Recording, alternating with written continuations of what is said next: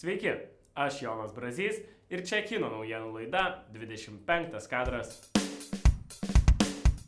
Atrodo, kad praėjusią savaitę kino studija Warner Bros. Paskyrė naujų režisierių samdymui.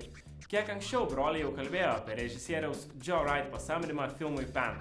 Na, o dabar jie pranešė, suradę dar vieną žmogų naujam savo kūriniui. Warner Bros. Paskelbė, kad statys Scarface stiliaus filmą apie Napoleoną. Į režisieriaus kėdę sės Rupert Sanders.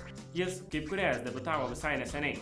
Pirmasis jo darbas buvo Snow White and the Huntsman, surinkęs daugiau nei $400 milijonų visame pasaulyje.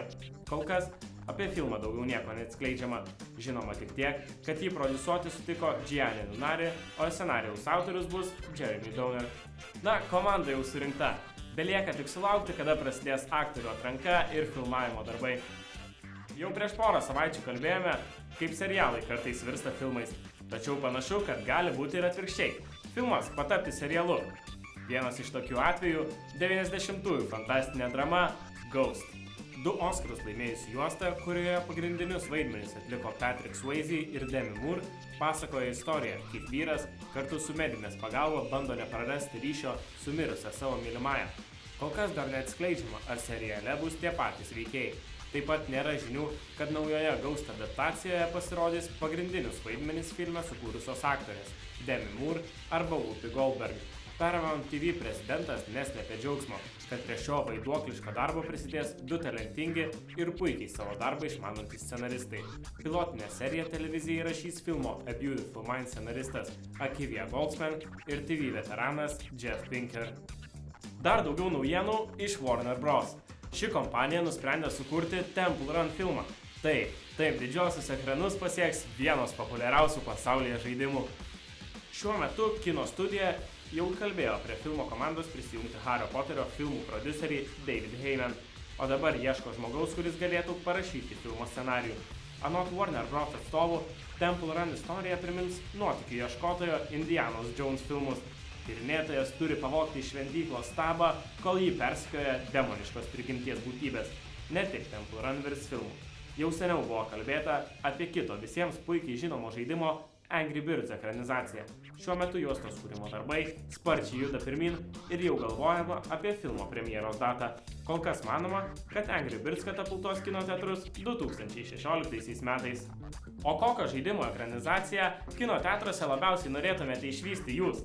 Pasidalinkite savo idėjomis komentaruose. Prieš porą savaičių 50 Shades of Grey projektas pakibo ant plauko, kai iš jo pasitraukė pagrindinį vaidmenį turėjęs atlikti aktorius Charlie Hunnam. Na, o dabar atrodo viskas susitvarkė. Deja, premjeros dar teks palaukti.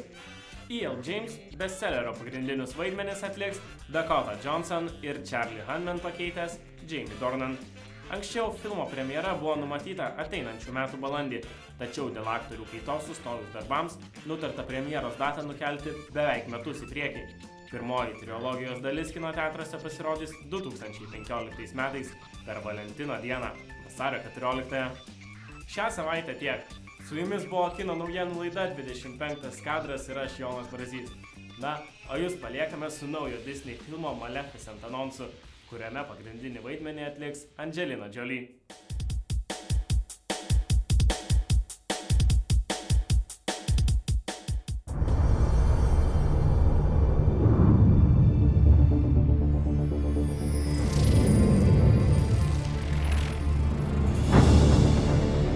I know who you are. You've been watching over me my whole life.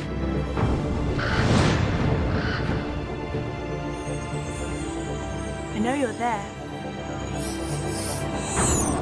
Your shadow, it's been following me ever since I was small.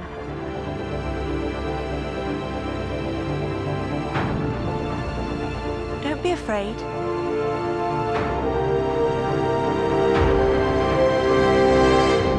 I'm not afraid.